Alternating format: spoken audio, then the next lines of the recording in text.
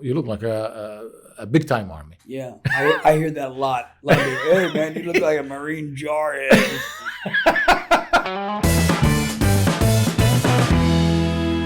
We started another division and we called it Upluck. Upluck is social media company. If the stores that they're buying products and they say, my business is slow. Well, I tell them, do you advertise? They're like, no, not really. There you go. You have everything in the store. It's like you have, like you're doing when you walked in today, you pass your cards. That's advertisement right there. But your business is different than theirs. You don't have a store. You're networking. So you still have to do it. You cannot say, my name is Robert, my company is such and such, check me out online. Nobody's going to do that. You got to give them a reason to do that. Yeah, so you heard of Zig Ziglar, haven't you? Yeah. He's a huge speaker. Oh yeah, this guy is years and years ago, and I remember in one of his speeches, he said, because at that point in time he was selling cars. He said, everywhere I go, I hand business cards. I hand my cards out to everybody I meet.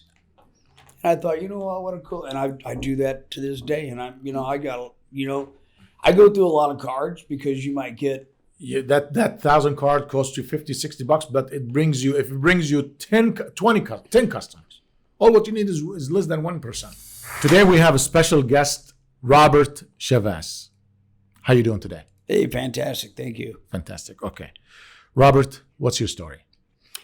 Well, where do I start? I mean, got a lot behind me that drives me today, and that's what we're here to talk about. Good. Awesome. Okay. Just a quick introduction. Robert and we met at the gym, and it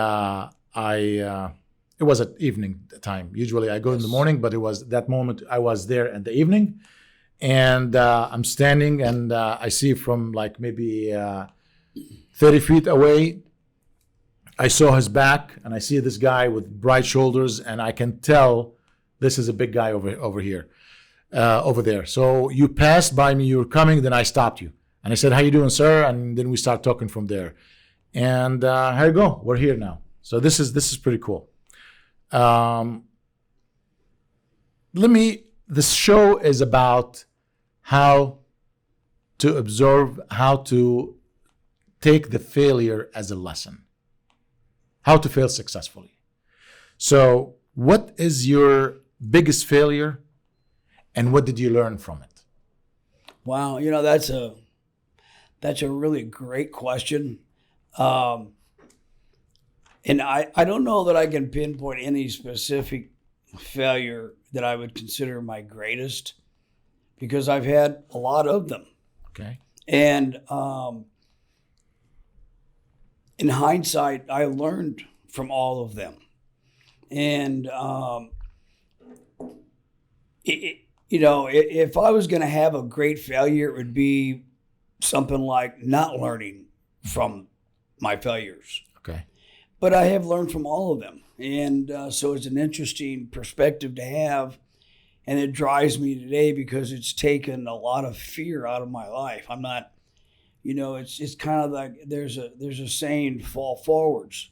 And that's kind of how I see failures today, because I fail pretty much on a daily basis. I have principles I try to live by and things like that. And I fall short a lot, but it doesn't deter me from moving forwards. Right. And because of my past and the failures that I've learned from, I'm able to look back and say, you know what, today's a good day. Even though I didn't hit my mark, what did I learn from that? Right. So it's a great perspective. Good. Okay. So a little bit, let me summarize it. You will have a failure. You'll have an obstacle. Even if you didn't do it right, dealt with the situation right, at least you learn something from it. And then you take it and you will avoid it the next time. Even if you did it again, you will learn something from every time you do. As long as I say failures are lessons. You agree with me? Yes, Yeah. I agree. Okay. So right now we're going with the current situation and we're dealing with COVID-19. And as much as I hate this word COVID-19, but it is there. We have It's a reality. Yes. reality. What advice do you give to someone trying to pursue a new career right now? Well, wow, persistence, I think, is probably a great word. Because that's, Nelson Mandela, he said, he's a good example of someone who was persistent, because of the trials that he went through and being imprisoned and everything. And then he gets out and he becomes this great leader after what some people would see as a horrible existence. He's in prison, he's lost everything, but, his mindset was, I'm not going to let this stop me from moving on. He gets out and he becomes this great leader and motivator, and because he was persistent. He Right. didn't let that situation like today. We've got COVID-19 Mm-hmm. that puts up a lot of roadblocks for a lot of people, and that's just the reality of it. But the trick in that is learning how to go around these roadblocks. Right. To not look at the roadblock, but continue looking ahead at your goal, because goals are supremely beneficial. Without goals, people, we have dreams and we have goals, but without goals, dreams are just dreams. That's all they are. You have to have goals. So it helps you stay and keep your perspective on what you're trying to do, your goals. Right. So I'd say persistence. Persistent. Just Yes. keep pushing. Just keep pushing. Don't let Keep going. Don't quit. Exactly. Don't be the one that quit. Let others, and then you will win. As a matter of fact, more opportunities is going to open for the one that they don't quit. Correct. Yeah. Okay. Robert, how old are you? 65 as of June of this year. 65 as of June this year. Correct. Okay. Take a look at this guy. Don't ever tell me you can't do it. What would you tell anybody? I can't do it. I can't make it to the gym. Yeah, well, I understand that mindset. I know I've got family members and friends who, well, a lot of them will say the same thing that I used to say. You know what? Yeah, I need to get to the gym. Uh-huh. I need to start working out. Uh-huh.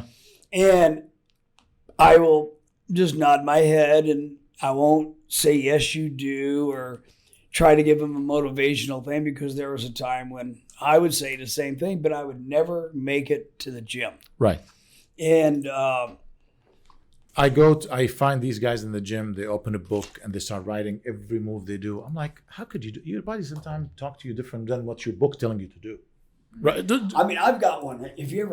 I've got one. I have a book, but it doesn't dictate. Yes. That's what I'm saying. It's there for reference. I have one day I do my back, my shoulder, my back. One day I do my legs and my biceps. But sometimes I change it because my bicep hurt or my legs hurt today. Like you said, your body talk to you. Yeah, and I will keep,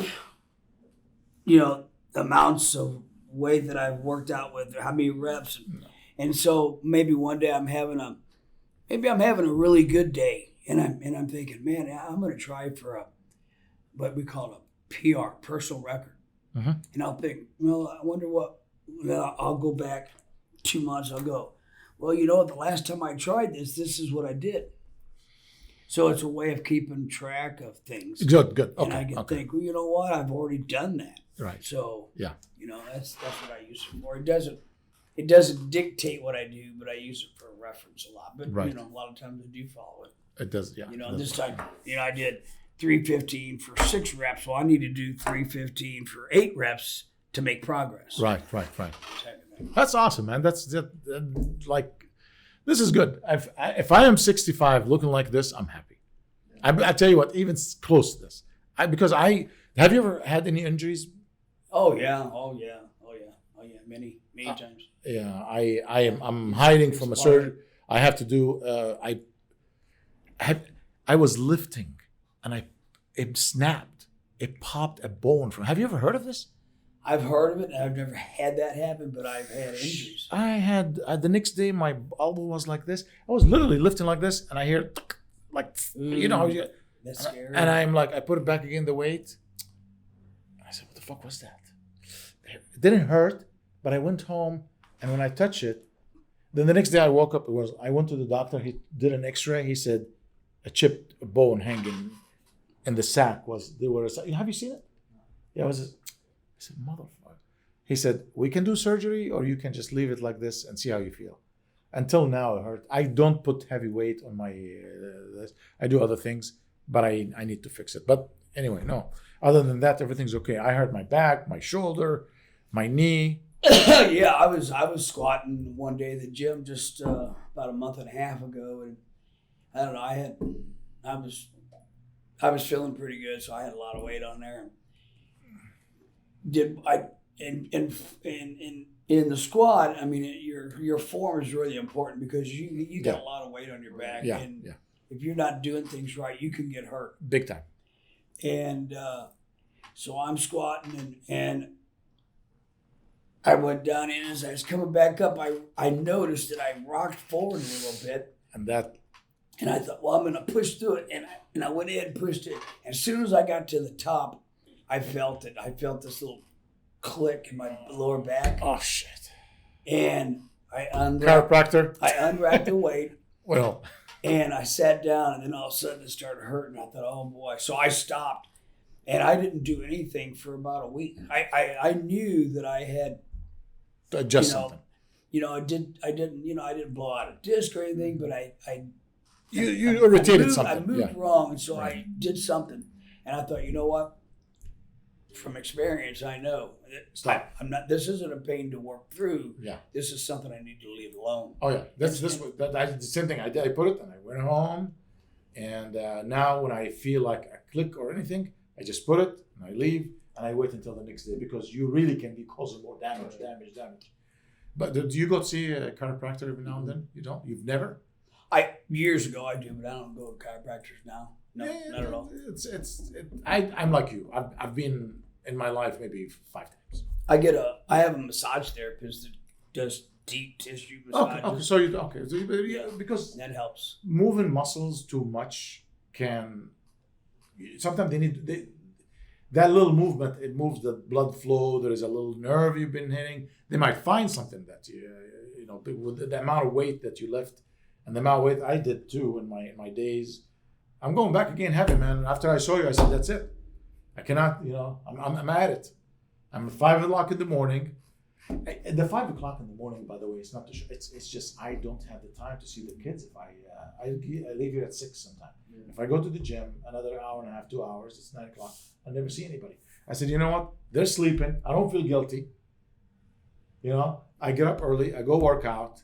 I come home. I make them some breakfast. I spend time with my lady. You haven't seen her, Mandy. You'll see her. She's pretty cool.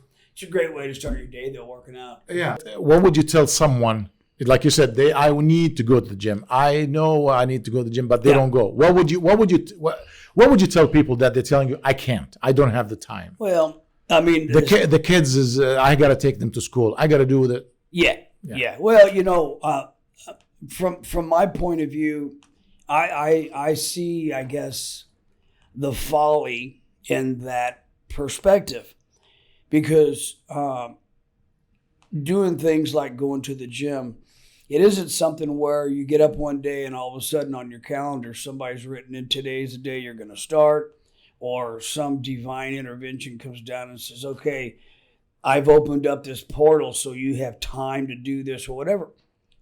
We have to make that time. Yeah. No matter what my schedule is. Like I was talking to you. You go to the gym at early in the morning, 5:30. Every day. I mean, I've tried that. I won't do that today, but so no matter what kind of a schedule anybody has, there's a time. You can carve out time. Yeah. And take responsibility for your life and make that happen. It can be done. It can be. And so the problem is not understanding that perspective. Now, I don't have the power to put that perspective in somebody's mind. I know it. Yeah.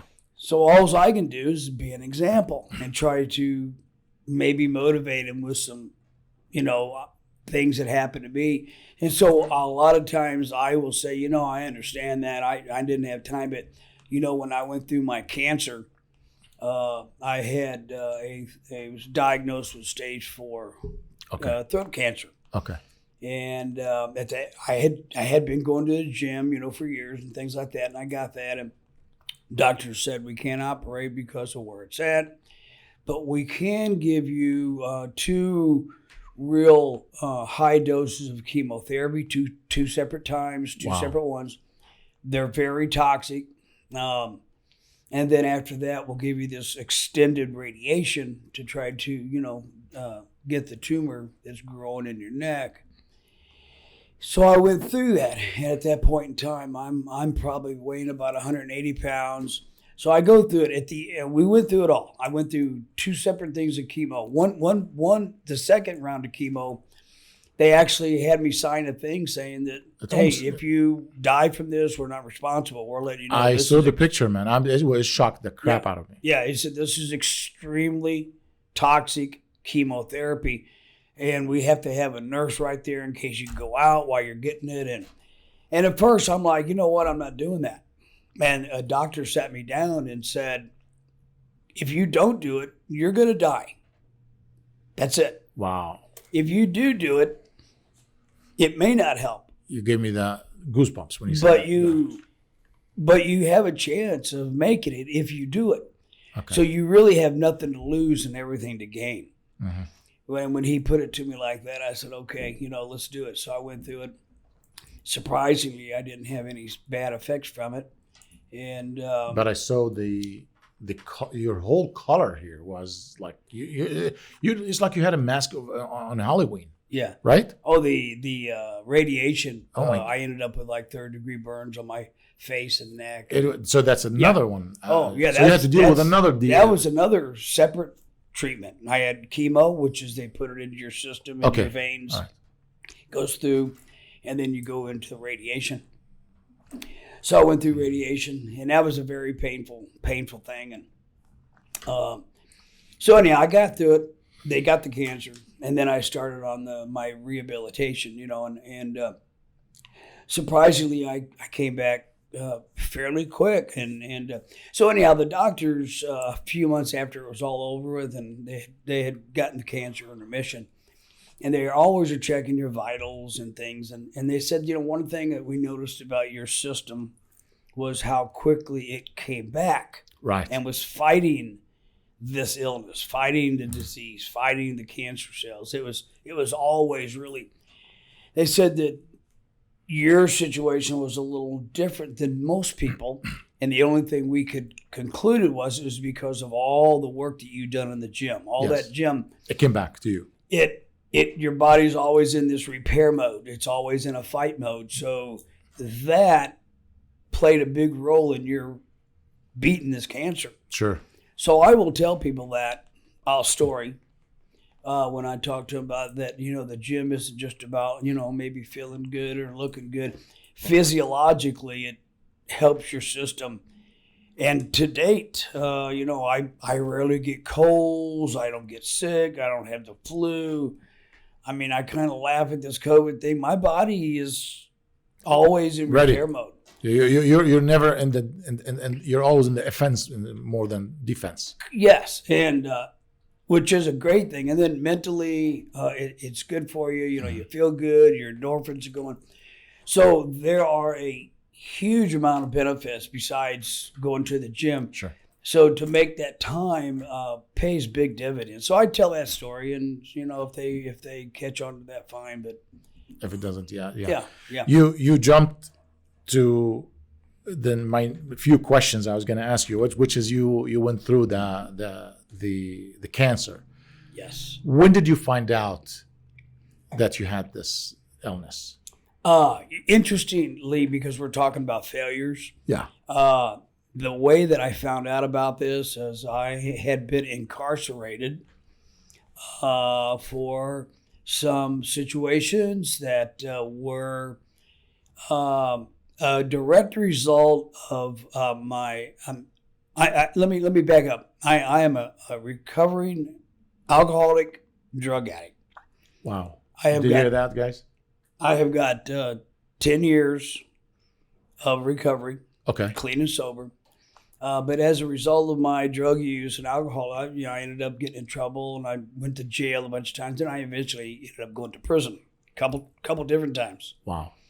So on my last prison visit, I was getting released, and they always give a physical to make sure it's just part of the deal. And the doctor noticed something in my throat. And he asked me, "Are you having pain or what's going on?" And I said, "No, not at all." You were strong and healthy. Yeah, and he said, "Well, take a look." He had me look into my throat, and it looked like it was all red and swollen. And I go, "No, that's weird." He goes, "Yeah." He goes, "Not having pain is not a good sign. Okay. You need to have this checked out when you get out of here." So that's how I first caught wind of it. Something wasn't. Did you take it serious, or you just said? I did take it serious. Okay. And because he told me, you very well could have cancer, because one of the signs of cancer is the tumor is, if you have a tumor, it's not painful. There's no pain involved. Okay. And with you not having any pain, with your throat looking like that, is not a good sign. Okay. And as you can tell, my voice is a little scratchy, which is some residual from the cancer. Right. So that's how I found out. I got out. I went to a specialist, and they diagnosed me as having stage 4. I can't remember the name of it. Okay. But it was a cancer in my throat, and a tumor was growing. I mean, you just left. You're getting out of jail. Correct. Prison, and from problem to a bigger problem. Correct. And like, God, I mean, I'm thinking, yeah, I'm getting out. I'm gonna life's good, and all of a sudden, bam. And the cancer I had was statistically, a lot of people didn't make it. It was a deadly. I don't know what actor, but he was the Batman. He had the throat one. It was a throat cancer. Is it? Is that what they call it? You had? Okay. And he's still alive. He lost his speech. I mean, you were prepared for these things. You might use a machine to speak. They told you all these things? Yeah, well, interesting enough, my mother died from throat cancer. I'm sorry, yeah. So I had that fear going into it, like, oh my gosh, this is a family thing. Wow, okay. And, she eventually had her voice box taken out, and she had to talk with one of those machines. Okay, yeah, sorry. So I was like, you got all those thoughts going coming through. back again. Yeah, all that stuff's going on. And right. So it was it was a scary, fearful time. Okay. And you dealt with it, and it's gone. You went the chemo, the radiation, and then when they told you how long it took to be out? My treatment from start to finish was probably about 3 months. Okay. Total. All right. 3 months. But it took you time to recover and come back out of it? Yes. And mentally, physically? Mentally. And because at one point in time, I'd gotten down to about 135, 40 pounds. Wow. Look at this big guy here. The chemotherapy, some of my toenails were falling off, lost all my hair. Okay. You get real sick from it. And they had me on a whole bunch of narcotics, which was another deal because of my addiction issues. But they assured me if I followed their direction, you will come out of it. I would be okay. It'll be okay. And so I was, open-minded enough and willing to do whatever is needed. What year was that?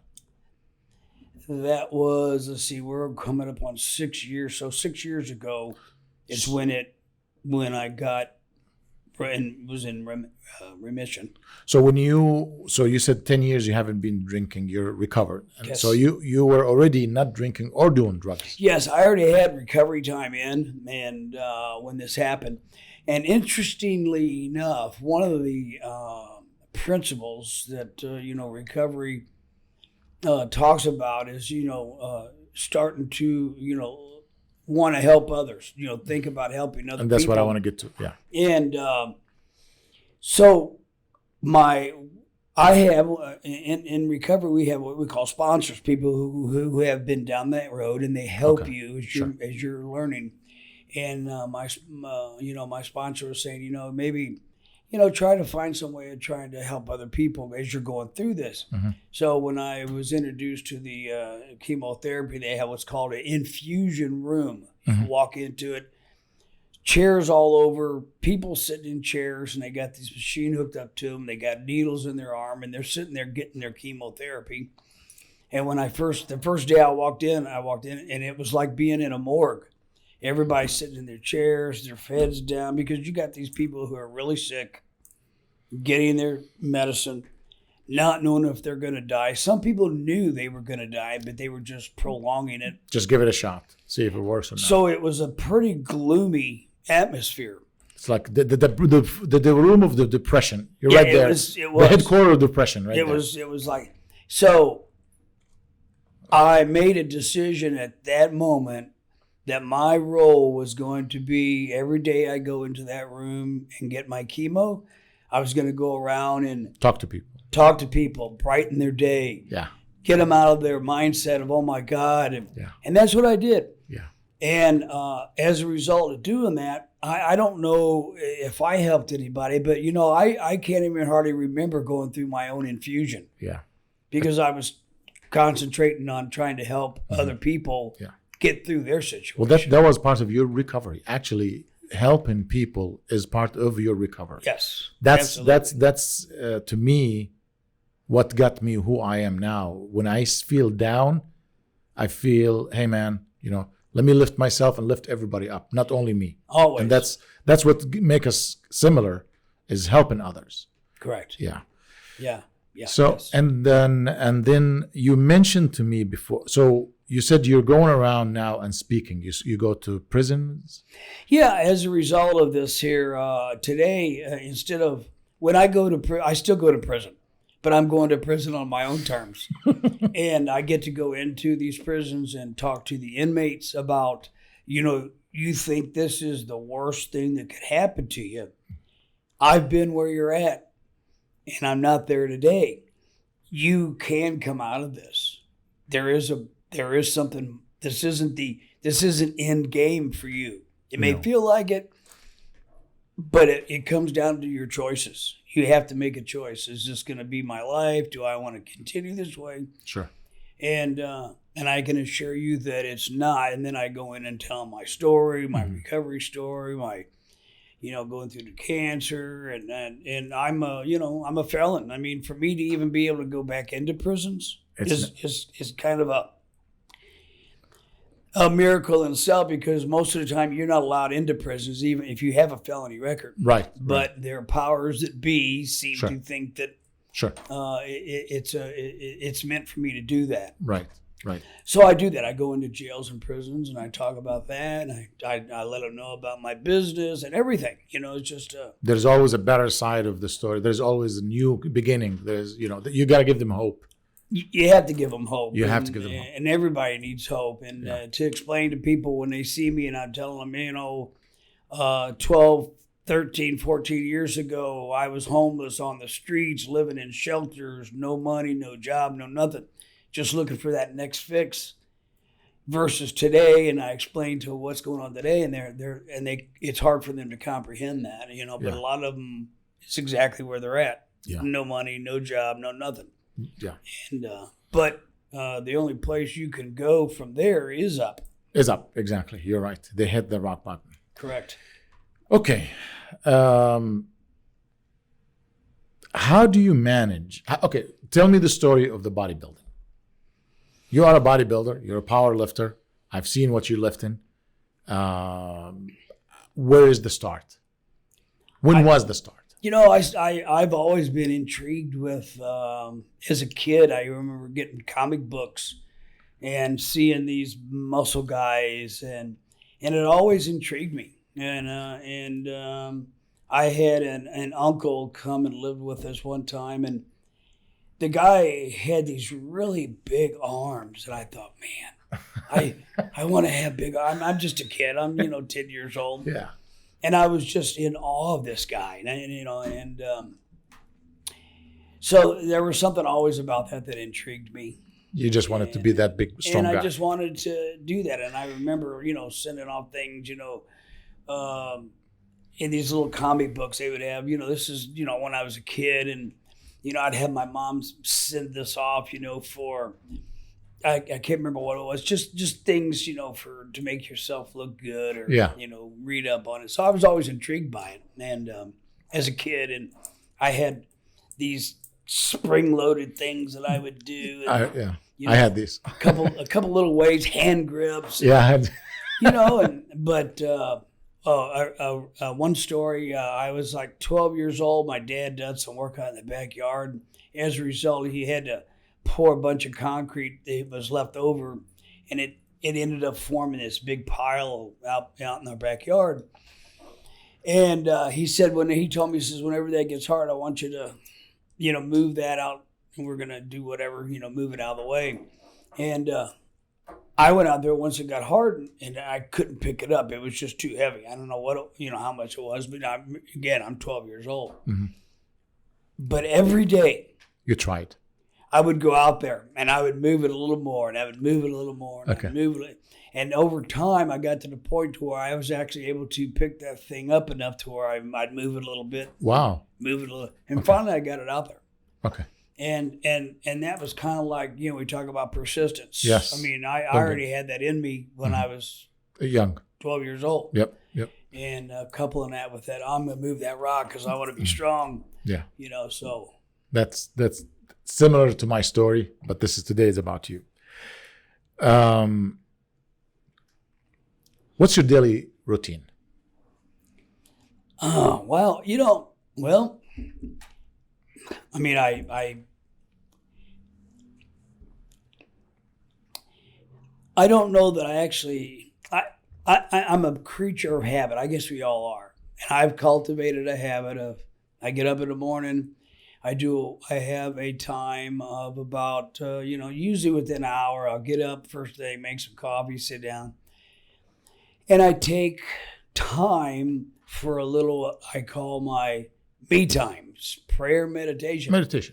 And I just gather my thoughts, and I think about deep things, I guess. I'm kind of like, just, looking and being grateful for I'm at today, and being grateful that my family's healthy, and being grateful for my grandkids and my daughter, and that I'm able to be a part of their life and add something to their lives. And when I do this, I think about, what can I do today to make this world a better place? And that's kind of how I start my day. And that's my base that I start my days from, is what can I do today to make this planet a better place?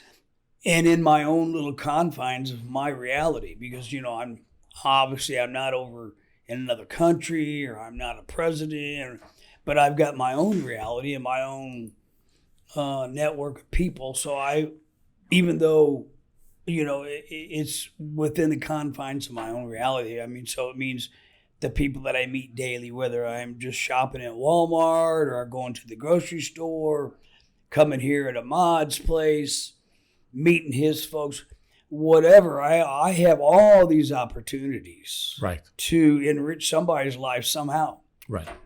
But I have to be aware of that, right. And so I'm aware of that because I start my day from that base. How can I make this day a better place because I'm here, right? Instead of thinking about me, right, I'm thinking about other people. Others. Yes.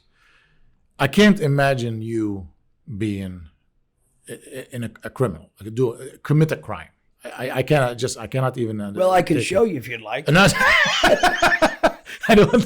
But I can't imagine. Just kidding. I can't imagine. Give me all your money right now.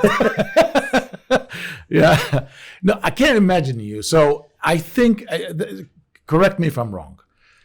They say, "Show me your friends, I show you your future." Was it something like this?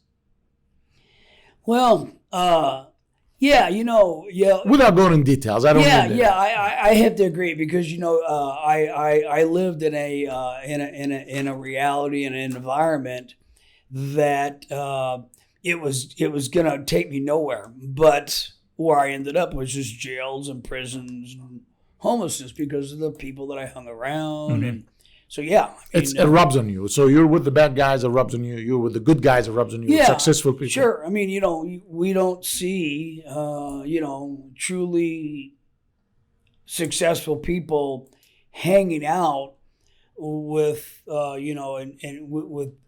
with people who aren't like-minded. And so, show me your friends. I show you future. Exactly. So a message to the younger generation, and they're having tough time. And listen, I gotta have to do what I have to do. I have to hustle. I have to do, even if I have to do the wrong thing to survive. Give them a message. Yeah, well, it really comes down to, again, I think having some kind of goal. I mean, you've got to decide somewhere along the line, what do I really want to do? I mean, being involved in alcoholism and drug addiction, my ideals and goals, I really didn't have too many other than where am I going to get my next drug from? But the consequences of that always ended me up in jails and prisons, and homelessness, stuff like that. And so there was many a times where I didn't have the alcohol and drugs, and I'm thinking, my God, my life is this it? Yeah. I'm wondering where am I going to get a pillow at, to lay my head, and so there's times when, but interestingly enough, there's many a time because I have a business today. P3 Foods. Very successful business, by the way. And p3food.net. And I can remember years ago, I would be in a county jail or whatever, and somebody had planted a seed about this meat business, and it was like through Omaha Steaks or whatever. And I thought, you know what, man, there's probably a way to make a business like that. So one of the things that kept me going in jail a lot of times is I would think, one of these days, and I had this dream of having a business, having guys working for me, and I can remember taking a pencil and on the walls I would say, okay, I'm going to do this, and this is how much I'll charge the guys. And so I was cultivating in my mind what can happen if you did the right thing. I had this kind of a dream about a business, right. And that really kept me going while I was incarcerated. It made things palatable while I was in there. So I wasn't thinking about, oh my God, I'm in jail. I was thinking about, man, when I get out, I could do this. And I did that many times. Okay. Many times, because I would get out and go right back into the alcohol and drug things. But eventually, somewhere along the line, I made a decision that, first off, I had to do something about my weakness, alcoholism. Sure. So I found an organization that dealt with that stuff, and I got involved with them, and they helped me tremendously. Okay. So I had to, have some humility and say, hey, I can't fix this thing. I need help. Okay. Do you mind mentioning the name of the organization? Well, it's a 12-step organization, and there's many of them. There's Alcoholics Anonymous, Narcotics Anonymous, but there are 12-step programs that are designed for the individual needs of the whether you're on narcotics. So there's help for stuff like this. Oh, very much, and very successful. I mean, people were betting that I would never get better. I can't believe you've done any drugs. You look like you're a bodybuilder. You're strong, like the tats. Yeah. And so those kind of things kept me going, and while I was locked up, having dreams about the business, and finally, after dealing with the main issue, my alcoholism and stuff, then I was able to concentrate on building a business, and then, and I started it, and today we're successful, and you made it, man. I'm glad. Yeah, interesting life is. It is an amazing journey. It is, and when I always say, when you're talking about your failures comfortably, you succeeded. Absolutely. You know what I mean? Because you don't want to share. You don't want to hide these obstacles and how you beat them from the public. And how would people learn if they don't know? I mean, you know what I mean. And you're talking about yourself. I mean, when you say I've been in jail, I was alcoholic, a drug addict. And look at this now. I mean, I had failures, and it wasn't to this extent, but you are a lot stronger than me. But because you beat these things, I don't even know how I would deal with this. Like it was tough. Like I remember when I don't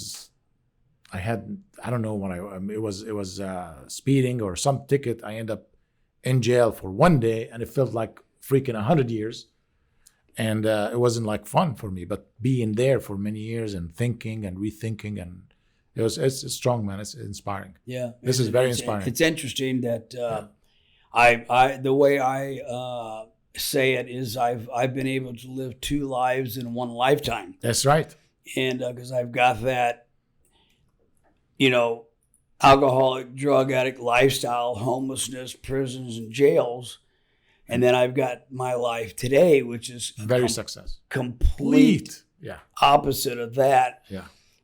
And how I maintain my life today is by revisiting those places. Yep. And going back into them places. Yeah. I don't know that I actually help anybody in there when I go in there and tell my story, but it keeps me frosty and helps me remember I could be there again. Yeah. If I was to, not keep things the way they're going today. There's certain things I have to do, prayer, meditation in the mornings. Right. Think of other people. I always get what I need when I'm trying to help other people. A good friend of mine, he's no longer with us. He told me this, and it stayed with me, and it's still today. He says it's okay to get what you want as long as you help other people get what they want along the way. Right. And even when I say that, I get goosebumps because that's a concept that I never would have imagined. It was always about, me, what am I going to, but that selfishness can lead me down the wrong path. So yeah. I have to be aware of that, my basic flaw of most humans is a selfish thing. So it's not that I have to dwell on that, but I can rise above that and think about other people. Sure. And when I'm thinking about other people, what I need or whatever just seems to come to me. It's an interesting, I guess it's kind of a spiritual thing. It is true. And it's an interesting thing. So I don't have to worry about what Robert needs as long as I'm worrying about what Ahmed needs. Correct. And the people that I need. When I meet other people. And it's a really cool way to live. It is. It is interesting. It is. It's helping others will help you to accomplish what you want. Like your business. Yeah, I help people every day. Yeah, you're not really in the phone business or web business or whatever. You're in the people business. Right. That's what you're in. And that's what I tell every day. You have to talk to people, helping people. Well, I'm telling you, it gives me a rush when I see successful people, like helping someone. Like you said, when you go speak in these prisons, you see the light coming out of their eyes, their face, they're smiling. That you leave that day feeling. Oh, it lifts me up, isn't it? Oh my God! I mean, it gives you a boost like for another month, 2 months. I float out of that prison, isn't it? Which I used to dream I would float out of the prisons years ago. But I'm actually kind of just floating out of there because it really does something for me. Yeah. And for a short time, they're uplifted because absolutely. I'm sure there's a lot of guys going, you know what, I'm going to do this. Yeah. And I've instilled some hope in them, and that's what we do. I mean, that's absolutely thinking about our fellow people. Yep. And it's what made you successful. Yeah. It's seeing the light in people's eyes and happiness, and then slowly but surely, I start getting up and up in life and seeing people coming up. Absolutely. Do you have family members here in St. Louis? Everybody, all my family's here in Illinois. In Illinois. St. Louis, yes. Okay, you're in City Belleville. Yes. Okay, and how many brothers and sisters? I have 4 sisters: Barbara, Pat, Beverly, and Valerie, and I have 1 brother, Stephen. And you are the youngest, the oldest? I'm right in the middle. You're in the middle. Okay. Yeah, so I got picked on. That's probably another reason why. I'm the middle one, by the way. That's another reason why I want to get. I know you. Don't mess with me. Awesome. Robert Chavez. Chavez. Yes. Okay. Where's the origin? The My father was from his family, and everybody was from Spain. Okay. And my mom was just a regular old American. American lady. Okay. You speak Spanish? No. You don't understand Spanish? I can pick out a couple of words, but I can't speak it at all. Okay. No. Then you and I speak. I speak a little Spanish, but I know what you mean. This has been a great. I really, really appreciate, and I want to do more of these with you. Hopefully, we do another one. But this has been fantastic. I really appreciate you coming here. Your story is really inspiring. I mean, Robert, you've seen how he hit rock bottom few times, came up when he decided his life is going to get better. The cancer hit him, went back again, fought it back again with his mental, his body, his wellness, and he's back. He's look at him, business owner right now. I want to talk about what's your company name again? Ep.3 Foods is the name of the company. Ep.3 Foods. Ep.3 Foods. I have a website, which is ep3food.net. ep3food.net. And right here in Illinois, Belleville, Illinois. Yes, it's it's an all natural meat company. Yes. And we deliver just good high quality beef and chicken and pork and seafood. All natural, and that's what caught my eye, by the way. Correct. The organic. That's what I was checking the product. All natural. I will be buying it. I will try it. As a matter of fact, a bunch of people here already told me, how can we get it? I'll let you know after the podcast. Yes, and that's a good thing, because what we put into our bodies actually has an effect on us, whether we like so or not. And 100%. I can tell you, when I started eating the all natural, and which was part of the bodybuilding and powerlifting thing, over time I could tell a big difference in my energy levels, my mental focus, my sharpness. Right. Having all those chemicals and things that they put in food in the stores, it has an effect on you, and I didn't realize it until I eliminated them, right, and started eating clean, and it made a big difference. Exactly. So it helps me. Again, I'm 65. I don't know if I'm supposed to act like I'm 65, but I've got a lot of energy. My mental focus is good, so it's a good thing, and I believe in it 100%. And it's really growing. A lot of people are really getting into all natural, no hormones. Absolutely. And all that type of stuff. Yes. It's your body is what you are, what you put in your body, and you can see it right there. This is like a walking advertisement bulletin board right here. This is what you should look if you take care of your body. Mm-hmm. I haven't seen many 65 looking like this. I think he's 45, but I would say 45. Thank you. No, you look amazing, man. Thank you so much. This is awesome. You give us so much lessons and so much we can learn from, and it truly inspired. And I'm very happy that we met. Our that 15-20 minutes in the gym. You gave me so much inspiration that I had to have you here, man. And I immediately after I met you, I said, this guy needs to come here. We're doing the podcast together. Thank you so much. Well, thank you. Thank you so much. And it's a pleasure to do this, and I'm honored that you asked me. Thank you. And it's been a great experience meeting you and all the people that are involved in your business and what you do, because I can see that you've got a lot of the principles that I believe in working for you too. Absolutely, and it's a great thing to see that in action. Thank you so much. One more for the camera. Dude, you... Oh, thank you, man. Thank you so much.